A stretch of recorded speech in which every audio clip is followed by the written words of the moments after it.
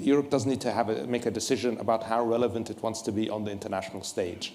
And Gaza and the conflict in Gaza is one of those test cases. And, to be honest, we are all watching and we are all evaluating whether or not Europe has a unified stance towards the principles it espouses, or whether it is a purely interest-based and transactional approach. And, we will, going forward, take that into account. So when operationally, what would that look like from in terms of what Riyadh would want from Europe? So in the instance of Gaza, for instance, you have the basic principles of international law, international humanitarian law being violated every day, when it comes to something just as simple as humanitarian access.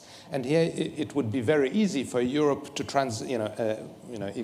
in the context of its desire to focus on humanitarian issues, to at the very least hold Israel accountable when it comes to whether or not it lives up to its responsibilities to allowing the civilian population of Gaza to have access to humanitarian needs, and when it doesn't, to actually quite clearly take action. It doesn't have to be anything drastic, but it could at the very least be an ability to take a position by 27 states to condemn Israel's non-adherence to its commitments. And then the same goes for the issue of keeping the two-state solution alive. Again, everybody says we believe in the two-state solution.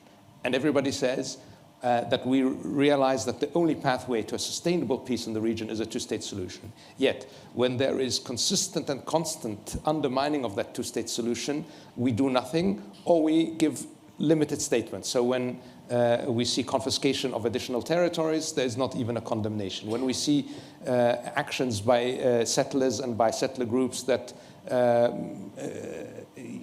constantly undermine the Palestinian Authority, that are violent attacks against Palestinians and Palestinian civilians, maybe we sanction two individuals, but we do nothing against the government officials behind that.